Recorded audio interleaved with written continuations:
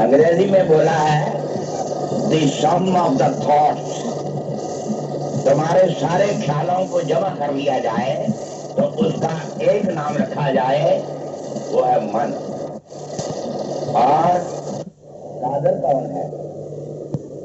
सारी कुदरत इकट्ठी की जाए तो कहते हैं ये कादर ने बनाई। और जो कुछ तुम कर रहे हो, हाथ चल रहे हैं, आंख देख रही है, मुंह बोल रहा है, तो क्या कह रहे हो? मेरा मन सब कुछ कर रहा है। यानी मन बोलते हैं हमारे तमाम ख्यालात के मजमूए का नाम मन है। ये हमारे गुप्ता जी मोटरसाइकिल चलाते हैं, तो मैं इनको पूछता हूँ कि मोटरसाइकिल किसका नाम है? हर एक पुर्जे का अलग अलग नाम है। हैंडल का नाम है, टंकी का नाम है, पहियों का नाम है, तारों का नाम है, ब्रेकों का नाम है। तो हम तो कहेंगे ब्रेकें जा रही हैं, पहिए जा रहे हैं, हैंडल जा रहे हैं, और जा रहे हैं ऊपर गुप्ता जी। तो सबको मिला करके उसका नाम मोटरसाइकिल है। तो ऐसे ही मन जो है हमारे ख्यालात का एक मजमुआ है, टोटल है। ऐसे भगवान जो है सृष्टि का रचा सारी कुदरत का मालिक, उसका नाम कादर रखा है, अशरफुल मखलूक रखा है। तो इसलिए ये जो मन है हमारा सूक्ष्म है, निराकार है, उसकी शक्ल कोई नहीं। ये बिजली चल रही है ना, रोशनी दे रही है, बल्ब रोशनी दे रहा है, इसकी करंट जो जा रही है, जरा उसकी फोटो खींच के दिखाओ। करंट की फोटो है कोई? करंट की कोई फोटो नहीं। तुम कहोगे करंट है नहीं, जरा इसका रबड़ हटा करके तार को छू के देखो, आटे दाल का भाव दिखा देगी हमें कि मैं है कि नहीं है। तो बिजली की करंट जो है लग सकती है लेकिन शक्ल नहीं दिखाती। ऐसे ही भगवान तुम्हारे अंदर किसी को मार सकते हैं, किसी को उबार भी सकते हैं, लेकिन शक्ल नहीं दिखाते। इसीलिए कहा है गुरुर ब्रह्मा गुरुर विष्णु गुरुर महेश्वरा गुरु साक्षात पार परम परमेश्वरा। गुरु को मानस जानते लेना रखिए अंध, महादुखी संसार में आगे जम का फल नहीं होता।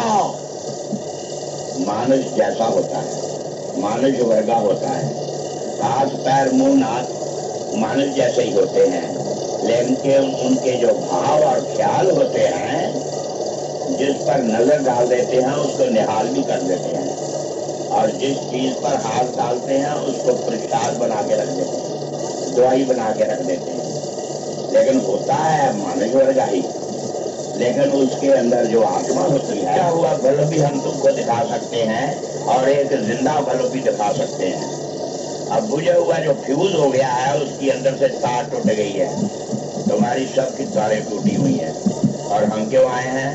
ऐसा कोई संत मिले जरा तार पर न जोड़े, आपकी तार जोड़ने आए हैं, लाइनमैन हैं, पोल से कनेक्शन देके तार जोड़ते हैं संत। तो संत देखने में तो आदमी होते हैं, लेकिन उनके अंदर पावर हाउस के साथ तार जुड़ा होता है। क्यों? वो रोज अंदर जाके चाटी मारते हैं और उसके साथ से ऑर्डर लेकर के थाने से जो थानेदार आता है वो पब्लिक में आकर के इंतजाम करता है। इसी तरह संत भी तुम्हारे लोगों को प्रेम का जाल दे करके, प्रेम का नमूना दे करके, तुमसे प्यार करके वो प्यार प्रभु के पास भेज देता है। तो फिर संत कौन होया? फिर तो डाकिया होया। जैसे डाकिया चिट्ठी लेटर बॉक्स से निकाल के तुम्हारे घरों में पिटाता है, ऐसे ही संत जो होता है उस पार ब्रह्म परमेश्वर के साथ तुम्हारी आत्मा को संदेशा ले जाके तुम्हारा किया हुआ प्रेम, तुम्हारी की हुई सेवा, तुम्हारी की हुई श्रद्धा, तुम्हारी की हुई दी हुई हाजिरी, ये सारे का सारी लिस्ट बना के उस परमात्मा के साथ भेज देता है। फिर वहां क्या होता है? फिर वहां तुम्हारे लिए आलीशान बंगले बनते हैं। एक महात्मा थे, उन्होंने 30 साल भजन किया। आंख खुली, उधर नारद जी जा रहे थे। तो उन्होंने कहा, नारद जी जरा बात तो सुनो, तुम वैकुंठ में जाते हो, मैंने 30 साल भजन किया है, जरा भगवान को पूछ के तो आओ कि स्वर्ग में तुमने मेरे जैसा कैसा स्थान रखा है। कहने लगे, अच्छा पूछा तो। भगवान के पास आए, कहने लगे, आज एक भक्त पूछ रहा है कि 30 साल भजन किया है, मैंने तपस्या करी है, तो मेरे लिए स्वर्ग में कौन सी जगह बनाई है। उन्होंने कहा, नारद जी तुम्हें दिखा दो। उन्होंने एक बड़ा भारी हीरे जवाहरात का बना हुआ महल दिखाया, जिसमें फुहारे लगे थे, 12 दरियां लगी थी और अप्सराएं नाच रही थी, फल फ्रूट मेवे खान पीन का सब कुछ था। कहने लगे, जाओ उसको बोलते। जब नारद जी आए तो उसने पूछा, सुनाओ मेरे लिए भगवान ने क्या बनाया। कहने लगे, मैं वो देख आया हूँ बंगला, बहुत हीरे जवाहरात का बना हुआ है, बहुत आराम है उसमें। जब उसने बहुत तारीफ करी तो महात्मा जी के अंदर अहंकार आ गया। कहने लगा, तब क्या हुआ, मैंने भी तो भूखे प्यासे सह करके 30 साल अपने को रगड़ा है, कौन सा मेरे से एहसान किया है, कोई मुफ्त तो नहीं बंगला दे दिया है, तब क्या हो गया। जहां उसके अंदर अहंकार आया तो भगवान किसी का अहंकार नहीं रहने देते। उसके बाद उसको प्यास लगी, नारद जी तो चलेगा क्या के, प्यास लगी तो जिस तालाब में पानी पीने जाया करते थे, देखा सूखा पड़ा है। फिर दूसरे तालाब में गए, वो भी सूखा। 10-12 तालाब में जावे, जहां जावे उधर भगवान प्यास बढ़ाई जावे, उधर वो पानी ढूंढे, जहां जाए पानी नहीं मिले, जहां जाए पानी ना मिले। उसके बाद 10-12 मील निकल गए, देखा दरख्त के नीचे एक बुढ़ा है, पानी के घड़े रखे हैं। कहता, बाबा एक गिलास पानी पिला दो। कहने लगा, देखो मैं बाल बच्चेदार हूँ, मैं नीचे खड्ड से पानी ला के यहाँ घड़े रखता हूँ, मैं 2 आने में पानी का गिलास बेचता हूँ, तो पुरानी निकालो तो गिलास पानी का दे दो। वो कहने लगा, बाबा मैं तो तपस्वी हूँ, मैंने पैसा तो मेरे पास कोई नहीं है, अगर तपस्वी हो तो अपनी तपस्या का 5 साल लगा दो, एक गिलास दे दूंगा। जान निकली जा रही थी प्यास से, 5 साल से गर्म कर दिया, गिलास पानी का ले लिया। अब प्यास और बढ़ रही थी, कहता, बाबा एक गिलास और दे दो, आगे 5 साल और लगा दो। 5 साल और लगा दिए, उधर प्यास बढ़ती गई, उधर गिलास पानी के देता गया, सारी तपस्या खत्म हो गई। अब उसको गर्मी लग रही थी, नहाना भी था और भी पानी चाहिए था, तपस्या तो खत्म हो गई। कहने लगा, बाबा मुझे और चाहिए। कहने लगे, अब कहाँ से दूं, तपस्या तो तुम्हारी है नहीं, वो तो तुमने सारी खत्म कर दी। तो तू ये बता, जो तुमने जो तपस्या खर्च के पानी पिया, इसका मोल तो दे दिया, लेकिन उससे पहले जो तू 30 साल तपस्या में बैठा रहा, उस वक्त का जो पानी पिया हुआ था उसका भी हिसाब दे। 30 साल बैठ के तूने तपस्या करी, हवा मैंने भेजी, वो खाई, पानी तूने पिया, मेरी जमीन पर बैठा, ये सारे कर्जे मेरे को उतार, तब छूटेगा। तू मेरे से स्वर्ग मांग रहा है ना, तुम्हें शर्म नहीं आती। तो एकदम भगवान प्रकट हो गए, माफी मांगी, तब जाके छूटा। तो मन जो है हमारा वो निराकार है, प्रभु हमारे अंदर है, लेकिन अंदर बढ़ के पौड़ी चढ़ के कुछ नजारा देख रहा है, जेड़ा सारे जगदा वाली प्रीतम प्यारा देख रहा है। तेरे अंदर उड़ रहे बमान, झूला झूल रहे भगवान, अंदर हनुमान बलवान राम का प्यारा देख रहा है। अंदर खिल रही गुलजार, उसे फुल्लां दी बहार, उसे सूरज चंद हजार, लखो तारा देख रहा है। ए मन वस्या तेरे अंदर, अंदर बीज बनाला मंदिर, सदगुर वसता तेरे अंदर, ये अचारा देख रहा है। तो मन निराकार है, जो कि माला के आकारी अक्षरों नहीं पकड़े जा सकता। जीवा द्वारा सिमरन करने से मन वश नहीं होता। क्यों? घर में तो माला फिरे, जीवा फिरे मुख माही, अरे मनुआ तो देशत फिरे, ये तो सिमरन नहीं। तो इसलिए मन सूक्ष्म को मारने के लिए निरंजन माला गज में फिरे दिन रात, ऊपर आवे नीचे जावे, श्वास श्वास फिर जात, मूर्ख नर समझत नहीं, बिरथा उम्र बयात, हमने ऐसी माला फेरी, बिन हाथ फिर तुला जेड़ी, तो मन कैसे होर न कोई, कि जानन यार गलोई, नहीं लोड़ जी बात केरी, करे मन जाप श्वासों का सदा जो आप होता है, उठे बैठे चले मग में, लगा सुरती को श्वासों में, सब जंतु पकड़ उसको जो बिन पंखों के तोता है।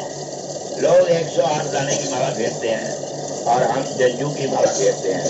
जंजू में 2 कांटे होती हैं, सो अहम, सो मैंने वो, अहम मैंने मैं, तो जो वो सो मैं, तो सो कहते कहते मैं को खत्म करके सो को अंदर रखना है। सतगुरु शिष्य की आत्मा, शिष्य सतगुरु की देह, रखा जो चाहे रख को अंदर ही रख ले। जब मैं था तब सो नहीं, अब सो है अंदर, मैं नहीं। कबीर प्रेम गली साकरी ताने दो न सुनाई, तू करता तू भया, मुझ में रही न हूं, वारी तेरे नाम तो हम चित्र देखा उसे। तो मन सूक्ष्म जो है, ये जबान के जाप से बांबी कूटे बावरे, सांप न मारा जाए, सांप तो बांबी माही रहे, अंदर ही अंदर खाए। अब एक बिल के अंदर सांप पड़ जाए, तुम ऊपर डंडे मारते रहो, वो कैसे काबू आएगा? अब मन तो सूक्ष्म है, वो तो तुमको यहाँ का यहाँ, कहीं का कहीं आसमान में उड़ा के ले जाता है, और तुम कर रहे हो राम राम राम राम राम राम राम। तो राम राम कहने से जीभा घस जाती है, राम राम करते रहे सारी उम्र, जीभा घस गई, लेकिन राम तो अंदर ना आया। तो इसलिए जो बिन पंखों के तोता है, उसको हमने श्वास रूपी तार से पकड़ना है। जैसे तार से मकड़ी पकड़ी जाती है, तार से सब कुछ काबू आ जाता है, तार से ही पुतलियां नाचती हैं। तो तार जिसके हाथ में है, तो वो तार ही तो जोड़नी है हमने। ऐसा कोई संत मिले जो तार प्रभु से जोड़े, तो इसलिए टूटी तार को जोड़ने के लिए संत आते हैं। जीवा द्वारा सिमरन करने से मन वश नहीं होता, जीव नास्तिक बन जाता है। फिर अपने अवगुण जो ये स्वयं करता है, इसका प्रयत्न होता है किसी दूसरे के जिस्म में लग जाए तो अच्छा है। तो लिखा है, मूर्ख स्वयं भी नहीं जानता और किसी की भी नहीं मानता, सच जानता कुछ नहीं, पर समझाने पर है मान जाता है। गोस्वामी तुलसीदास जी रामायण बालकांड में लिखते हैं, सत सुधरे सत्संग पाई, पारस परस कुधा तु सुहाई। सच का सुधार सत्संग पाने से हो जाता है। और चारों धातुओं में लोहा वो धातु क्यों ना हो, जिसके अंदर अंश मात्र भी सोना नहीं, परंतु पारस का स्पर्श करने से वो अपने लोहे वाले सभी अवगुण उसमें लीन कर देता है, तब पारस उसे विशुद्ध सोना बना देता है। मूर्ख के सुमन में भी श्री रामचंद्र मार्ग लिखा है, मूर्ख हृदय नाचे जो गुरु मिले बरंच सम। ब्रह्मा जैसे गुरु भी मिल जाए, जो मूर्ख आदमी होते हैं वो नहीं चेतते। जिसको नहीं है बोध तो गुरु ज्ञान क्या करे, जाना नहीं निज रूप को तो प्राण क्या करे। फूले फले न बैठ, जो बैठ होती है चाहे कितना भी बारिश हो जाए उसको कोई आपत्ति नहीं। कृष्ण महाराज की बड़ी खूबसूरत बंसी बजाते हुए एक छोटा सा रूप बच्चे के बालक के रूप में पान सिगरेट वाली दुकान के ऊपर फोटो लगी हुई। उसने देखा, आशुक हो गया।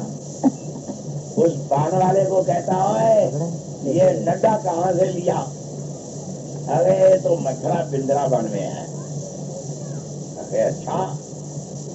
बस उसका खाना पीना छूट गया।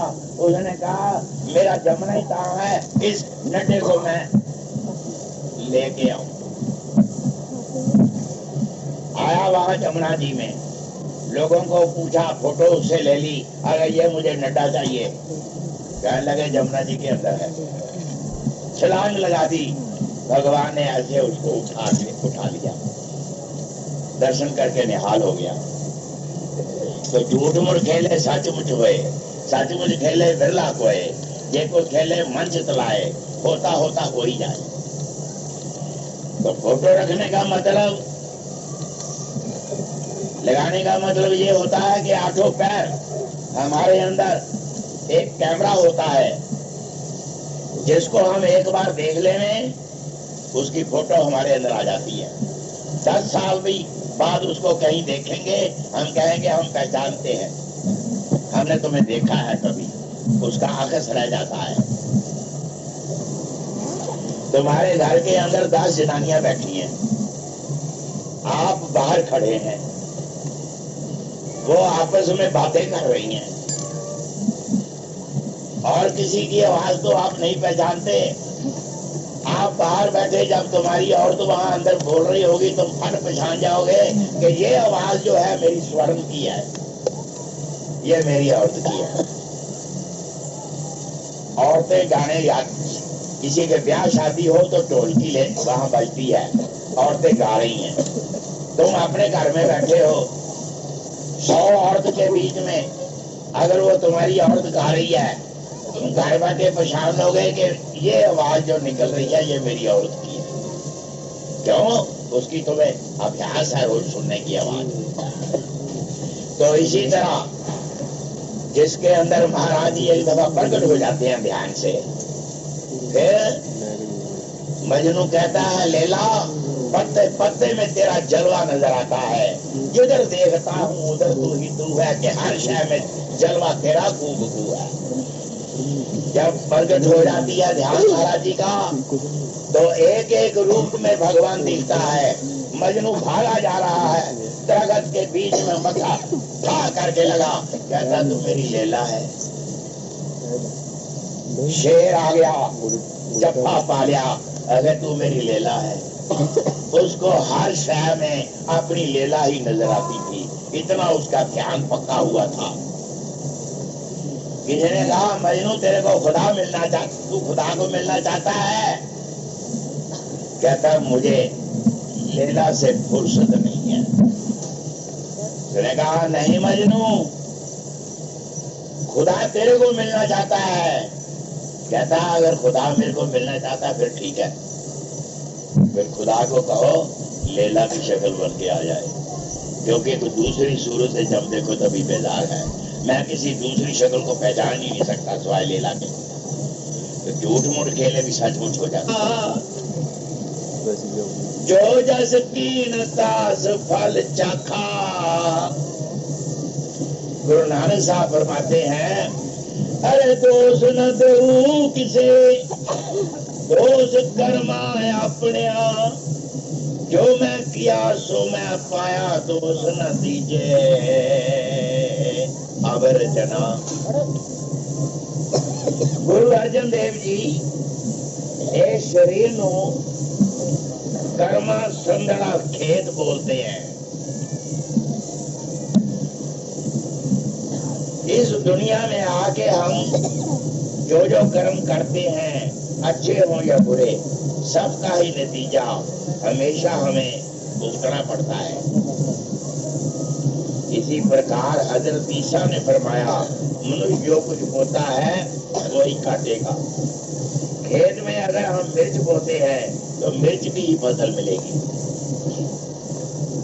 अगर कोई आम का पौधा लगाता है तो वो आम के ही फल खाने का हकदार है। कर्म चाहे नेक हो चाहे बुरे, उनका नतीजा या फल भुगतने के लिए शरीर के बंधनों में आना पड़ता है। कर्म जो जो करेगा तू वही फिर भोगना करना।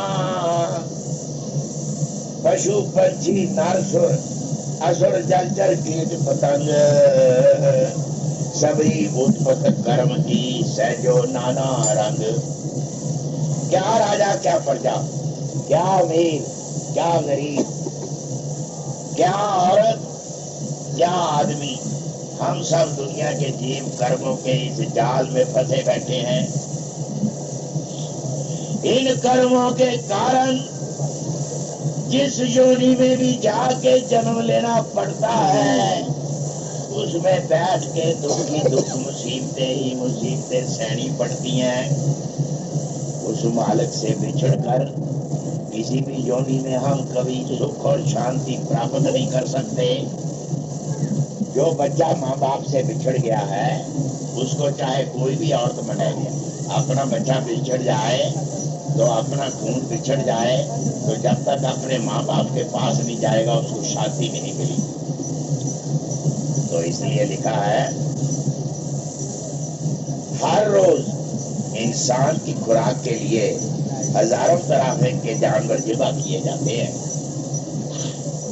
जिस तरह उनके गलों पर छुरियां चल रही हैं, क्या हम ऐसे मुर्गे भेड़ या बकरी के जामे में जाके सुख प्राप्त कर सकते हैं? भला कभी नहीं। हम न पड़ जाए, हमारी गर्दन पर छुरियां और कुल्हाड़ियां हों तो हम क्या महसूस करेंगे?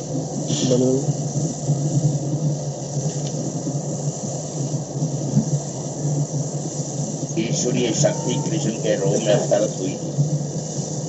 हम कृष्ण को इतना महत्व क्यों देते हैं?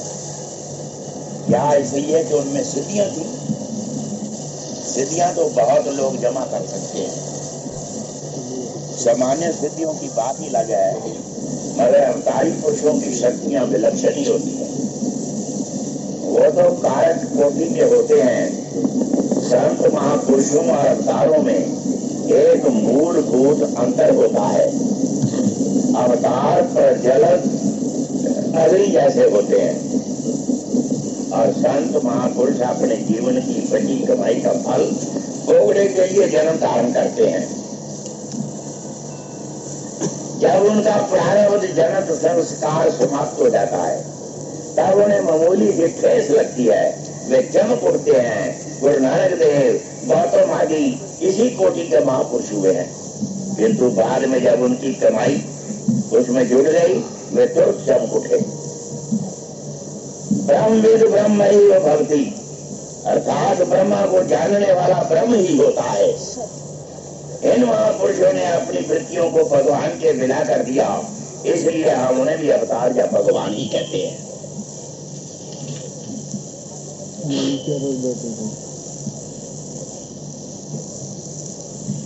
अवतार जब मानव शरीर धारण करके आता है तो उसे मानवीय लीलाएं करनी पड़ती हैं। जिस प्रकार कोई अभिनय करता है, यदि वो अपना ठीक ना उतारे तो लोग कहते हैं कि खेल बिगाड़ दिया।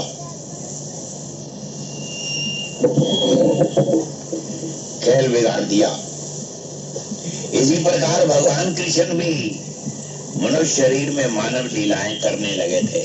पतल में जूठा डाल देता था, वो खेल चल ही रहा था कि वहां ब्रह्मा जी जा पहुंचे। सोचा चलो देखें अवतार हुआ है तो क्या लीला चल रही है। देखते हैं कि ये तो छोकरों का जूठा खा रहा है, छोकरों का जूठा खा रहा है। ये काहे का अवतार होता है? ये सचमुच अवतारी नहीं है। अब जब सृष्टि का रचयिता भी चक्कर खा गया ब्रह्मा खुद, तो सामान्य मनुष्य की क्या बात है। उन्हें जब शंका हुई तो सोचा कि पोल खोल देनी चाहिए। अब उन्होंने अपनी शक्ति से ग्वाल बाल समेत उन गायों को गायब कर दिया ब्रह्मा जी ने। उन सबको लेकर के गुफा में छुपा दिया। उनके साथ ऐसी माया कर दी कि जब तक वे गुफा में रहे उन्हें न भूख लगे न प्यास, वे न कमजोर होने और ना उनका जी ही उबे। उधर कृष्ण ने देखा सब खाते खाते गायब हो गए। मन में सोचा अच्छी बात है, अभी मामला ठीक हो जाएगा। भगवान के दो रूप होते हैं, एक ऐश्वर्य, दूसरा माधुर्य। एक शक्ति से वे मानवीय लीलाएं करते हैं, दूसरी ओर ईश्वरी शक्ति संपूर्ण महिमा में परिपूर्ण होते हैं। कृष्ण जब अपनी ईश्वरी शक्ति में आए तो उन्हें हंसी आ गई कि ब्रह्मा जी भी चक्कर खा गए आज। उन्होंने उसी वक्त संकल्प कर दिया।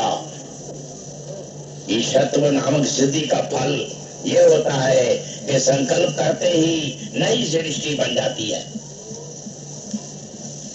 उन्होंने संकल्प किया, देखते देखते उतने ही ग्वाल बाल, उतनी ही गायें ठीक उसी तरह सारे सामान अपने सामने रच लिए।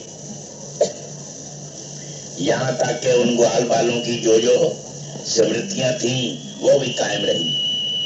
उनकी भी मां ने क्या क्या कहा था, उनका घर कहाँ था, वे ये सब जानते थे। यही खेल सालों चलता रहा। सभी ग्वाल बाल अपने घर गए, घर वालों से वैसे ही मिले जैसे पहले मिलते थे। असली जो थे वो तो गुफा में बंद थे, ब्रह्मा जी ने किए हुए थे। और ये कृष्ण महाराज ने अपने संकल्प से नई सृष्टि रची थी, हूबहू जैसी वैसी। घर वालों से वे इस तरह पेश आए, उन्हें मालूम भी नहीं हुआ कि ये दूसरे हैं, असली जो हैं वो गुफा के अंदर बंद है। साल भर के बाद ब्रह्मा ने सोचा कि देखें क्या हाल है उस छोकरे का जो अवतार लेके आया हुआ है। देखा कि वही ग्वाल बाल अपना खेल तमाशा उसी तरह कर रहे हैं। गुफा में जाके देखा तो वो सभी वहां ही मौजूद हैं। फिर लौट के आए तो यहाँ भी सब मौजूद। फिर चक्कर में पड़ गए, अरे कोई जादू तमाशा भी करे तो 2-4 दिन कर सकता है। जैसे जादूगर ने यूं हाथ किया कबूतर बन गया, फिर तुरंत हाथ चढ़ा कबूतर गायब हो गया। इस प्रकार कोई जादू 2-4 दिन कर सकता है मुश्किल से, किंतु ये तो सालों का खेल है, पूरा साल हो गया। अब ब्रह्मा समझ गए कि अवतार की शक्ति क्या होती है। इस प्रकार अवतार जन्म सिद्ध होता है, उसे साधन नहीं करना पड़ता। भगवान की तो विचित्र माया है, उस माया से कोई बच नहीं सकता, चाहे वो कितना भी बड़ा ज्ञानी क्यों ना हो। उससे बचने का एक ही रास्ता है, नत सेवक व्यापे नहीं माया।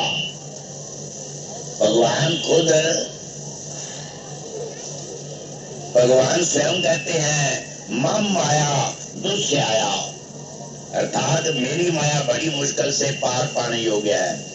उसे वही पार सकता है जिस पर उनकी कृपा हो, तो उनका सच्चा सेवक हो। सेवक पर उनकी माया का असर नहीं होता, जैसे मदारी की माया का असर उसके जंबूरे पर नहीं होता। जो बैंत होती है, चाहे कितना भी बारिश हो जाए, उसको कोई न पत्ती लगती है, न फल लगता है, न फूल लगता है। यद्यपि सदा बरसे जलन, चाहे अमृत जैसा बारिश भी क्यों न होवे, मोरे के हृदय में कभी चेतना नहीं आ सकती, ना ही ज्ञान का प्रकाश होता है, चाहे उसे साक्षात ब्रह्मा के समान गुरु क्यों न मिल जाए।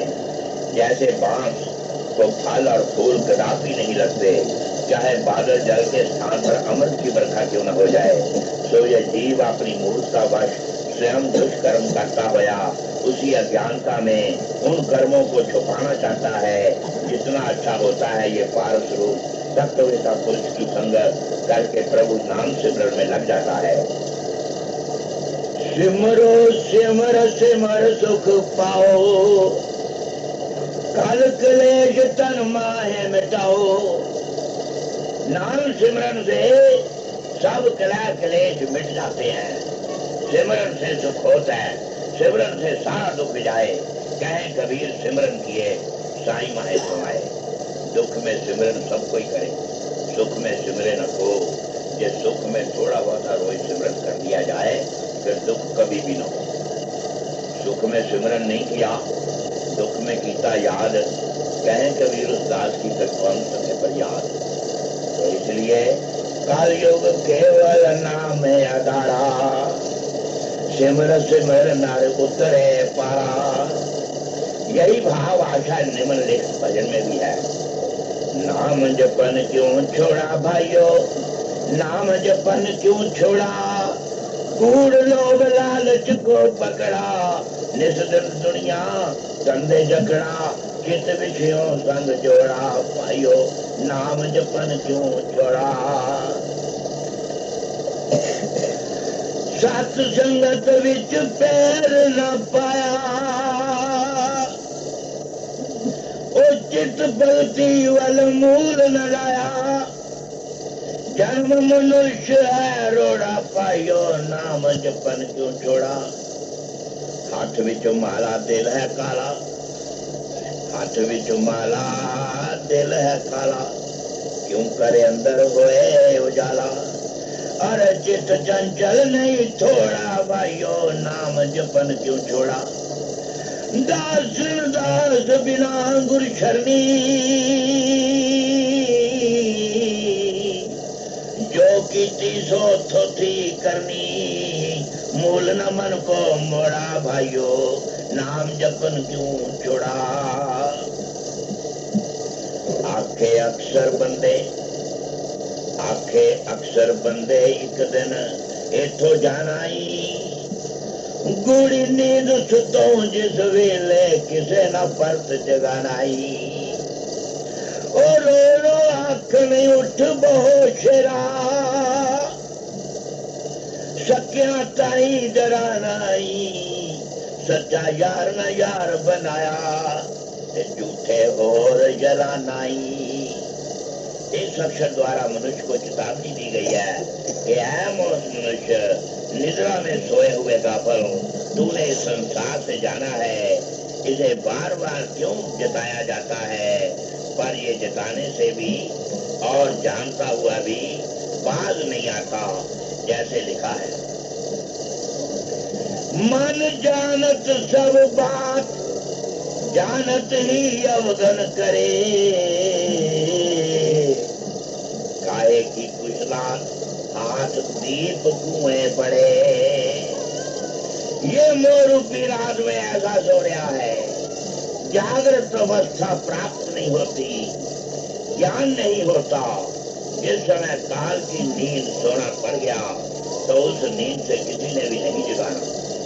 वहां तक किसी की पहुंच नहीं है, बल्कि कुटुंब परिवार वाले अपने सुख को याद करके रो रो कर मोहवश इस प्रकार कहते हैं, ऐ मेरे प्यारे एक बार उठ के हमारी बात तो सुन। किंतु अकेले तेरे पास बैठने से भी डरते हैं। जैसे गुरु वाक्य है, तन से प्राण होत जब न्यारे। वही सका चाचा ताया मामा अपना भाई बाप, जब उसके अंदर से प्राण निकल जाते हैं तो वो पेट प्रेत और भूत बन जाता है। उसे डरने लग जाते हैं, उसकी शक्ल देख के कांप उठते हैं, ऐसी बदशक्ल हो जाती है। तन से प्राण होत जब न्यारे, तेरत प्रेत पुकार पुकार। जब बहुत सगे होते हैं वही कहते हैं अब ये प्रेत हो गया, और डर के मारे उसके पास रात अकेले भी नहीं रहते। इससे सिद्ध हुआ ये सब झूठ यार मित्र थे। सच्चे यार प्रभु को भूल के मूर्ख ने उनसे संबंध बनाया हुआ, जो अंतिम समय उसके समीप आने से भी जो घबराते हैं। किसी महापुरुष का कथन है, जब लग चित्त संपत रहे तब लग हित सब कोए। भगनी जननी जनक बुधु ना तरुअरी सम होए। जब तक तन पदार्थ संबंधी रहे तब तक ये परिवार वाले प्रेम करते रहे, मिलकर बैठते रहे, नहीं तो क्या बहन, क्या माता पिता, स्त्री, ये शत्रु के समान हो जाते हैं। पतझड़ वेले न कोई नेड़े, पतझड़ वेले न कोई नेड़े आवे, रख दे सच्ची गल के हो आशा जानी। करतार सिंगा हुंदे संसार विच, साथी सारे सुख दे। कराल वाला जिला सियालकोट निवासी ज्ञानी करतार सिंह जी अपनी पुस्तक वैराग दर्पण विच अपने वैराग का स्वरूप दर्शाते हुए निर्णय करते हैं कि शरीर संबंधी होते हुए भी साथ छोड़ जाते हैं। शरीर से परे चेतन आत्मा है, जिसे जीवात्मा भी कहा है, उसकी तो पहचान कोई करता नहीं। अज्ञान के पर्दे ने, मोह जाल ने उसको घेर रखा है। जैसे चांद को राहु द्वारा गरजने से चांद का प्रकाश मंद हो जाता है, इसी प्रकार अनेक आवरणों में ये जीव आत्मा टका हुआ अपनी पूर्ण शक्ति को भूल के संसार के नेक बंधनों में बंध गया है। उठ उठ सजना तू आलसी दी नींद विचों, बैठना न किसे ए सराय जग चलनी। जिन्ना हेठ बूटियां दे पैर तू पसार सुता, ठंडी छावा इन्हां दी जरूर पाई चलनी। मैल अते माड़ियां दा झूठा अभिमान सारा, अंत वेले किसे भी नहीं जरा थाओ मलनी। देही दा गुमान मनो कट कर तार सिंगा, उड़ के प्रत्येक महापुरुष ने इस जीव नू अज्ञानता की नींद विचों जगाने का प्रयत्न किया है, परंतु यह जीव कुंभकर्ण के समान अनेक जन्मां की मोह रूपी मदरा पान कर चुका है। जब तक 6 महीने नहीं बीते बतीत हो जाते, 6 पिंडी चक्रों से ये जीव पार नहीं कर जाता, 7वां महीना 7वां चक्कर सहस्र दल कमल लगते ही तमोगुण रजोगुण बतीत होकर सतोगुण नहीं प्राप्त हो जाता, तब तक कुंभकर्ण अज्ञानता से नहीं जाग सकता। इसी भाव पर ये भजन है। प्रीतम दे मुगड़े हो तो तन मन वारी जान, वो जिंदगी तो तेरी बंदे 2 दिन 4 है, बंदगी दे बाजो सारी जिंदगी बेकार है। लख बरस दी उम्रां लोड़े, नाल प्रेम दे तन पाया जोड़े, सोच नहीं करता होसी जीत के हार है। सुंदर स्वरूप तेरा खाक समापसी, इतर फलूल फलेल उथे कौन पंजाबसी। ए तन होसी तेरा एक मुठ छार है, महले अते माड़ियां एक दिन छड़ना, सकिया प्यारिया ने घेर विचों कढ़ना। किसे नहीं सोचना है मेरा है दुलार है, छड़ दे प्यार मना इस संसार दा। दासन दास पता कर दिल दादा, मूड कदीम वाला तेरा जो यार है।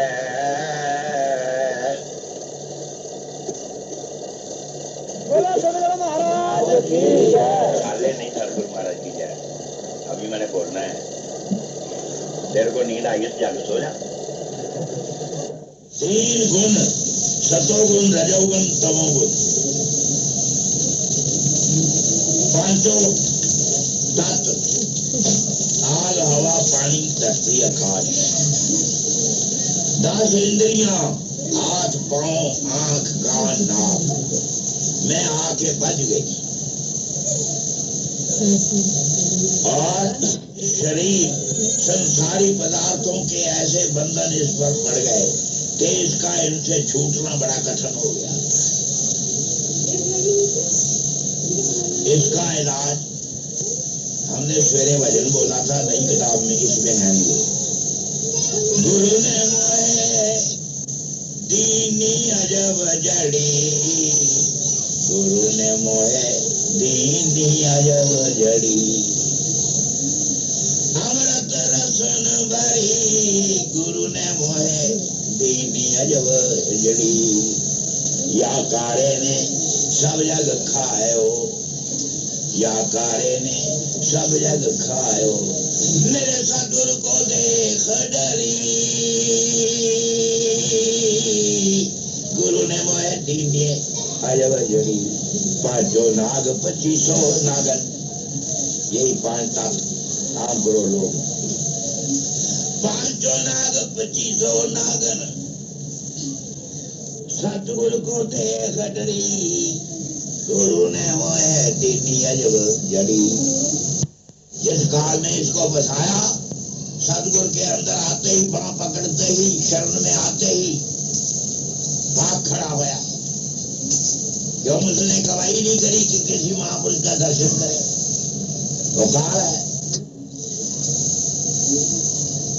ये जीव आत्मा इन बंधनों से इस तरह जकड़ गई कि इसे अपने असली घर का याद ही भूल गई कि मैं सचखंड की मालिक हूँ, मैं तो अपने मालिक की गोद में बैठती थी।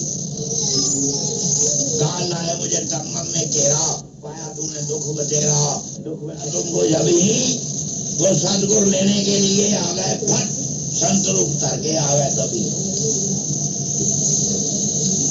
काल को रचा हमने जानबूझ के, क्योंकि बिना काल के डर के,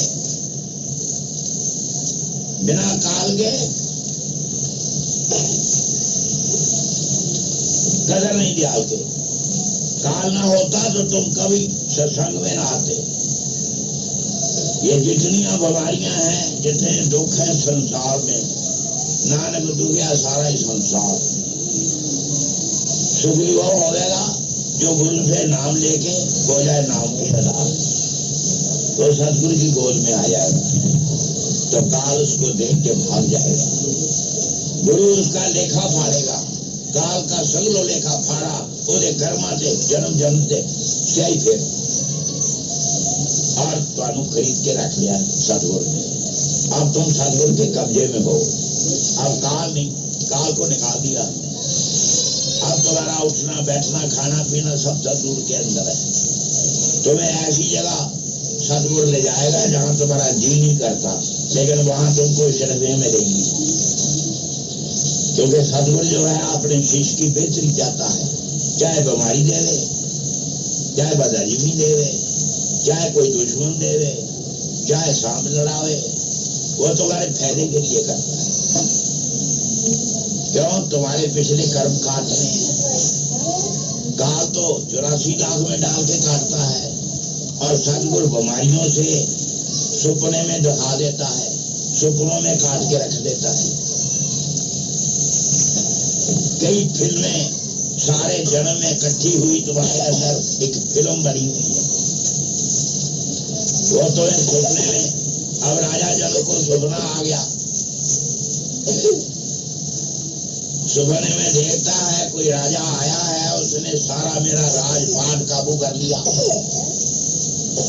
और मेरे पीछे फौजी दौड़ाए के जाओ राजा जनक को हम हथकड़ी लगाएंगे। राजा जनक फूलों की छेज पर नीचे कीन खा विषय है, ऊपर फालूस है। ये देखो रानियां चौड़ी चल रही हैं, नौकर भी, और उसको नींद नहीं आ रही। एक टौखा आ गया, कोई राजा आया, उसने मेरे सारे राज पर कब्जा कर दिया। उसको पता था कि फर्श के ऊपर दरी बिछी है ना, इसके अंदर फट्टा है और वो पौड़ियां हैं, वो जंगल का रास्ता है। उसने भाग के डरते मारे फट्टा उठाया, नीचे से बंद कर लिया, और पौड़ियों के रास्ते जंगल उजाड़ दिया, वहां में चला गया। 7 दिन चलता रहा, 7 दिन भूखा रहा, ना नगर को जावे, ना डंडी को जावे, ना सड़क को जावे, कि कहीं उस राजा के आदमी मुझे पकड़ के ना ले जाए। 7 दिन चलता रहा। 7 दिन के बाद एक गांव आया, एक बुढ़ी खिचड़ी बना के खा के बर्तन धो रही थी। अरे माँ, मैं 7 दिन का भूखा हूँ, मेरे को कुछ खाने को दे। क्या मेरी पुत्र, मैं दिहाड़ी में एक ही बार खाना खाती हूँ मैं तो खा चुकी। ए ले चावल, ए ले दाल, ए ले पतीला, ए ले माचिस और ए ले पानी। सामने दरख्त के नीचे बैठ के पिट्टा लाके पत्थर लाके खिचड़ी बना लाए और मैं तेरी क्या सेवा करूं। लकड़ियां इकट्ठियां करी, वो सिली थी, उनको आग लगावे बुझ जावे, अभी दुखने लगे।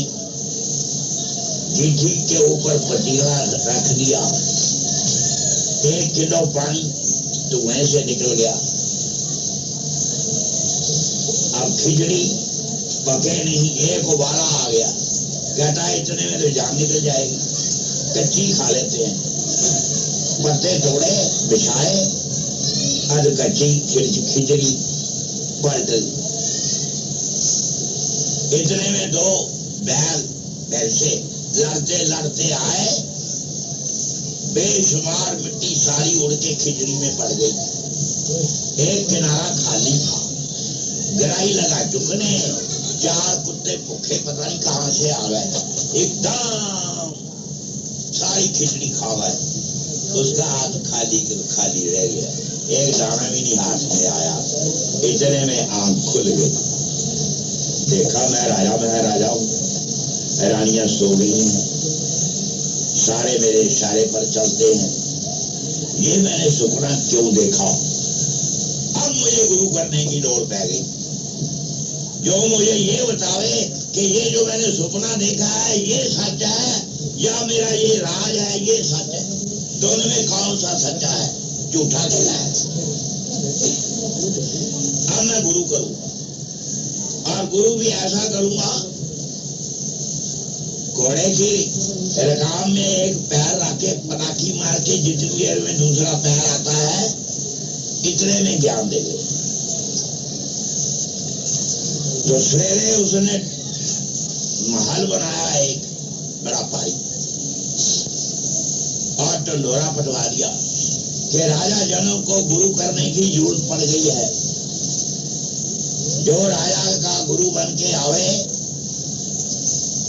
और मेरी शंका निवारण करेगा, मैं उसको सारा राजपाट देके सारी उम्र उसके चरणों का दास बन के रखूं। ये टंडोरा पटवा दिया, और जो महल बनाया उसके बाद 2 चौकीदार रख दिए और एक नगारा रख दिया, 2 डंडे रख दिए बजाने के लिए। उस पर लिखा दिया जो गुरु आवे वो आगे पहले नगारा बजावे, फिर चौकीदार खबर करे एक कि कोई महापुरुष आया है, तो राजा अंदर बैठ के विद्वानों की सभा लगाएगा और फिर वो दोनों पहरेदार इज्जत के साथ उस महापुरुष को लाएंगे। अंदर भी एक स्टेज बनाई थी, 3 खाप इतने उसके कपड़े बिछा के, हीरे ज्वारत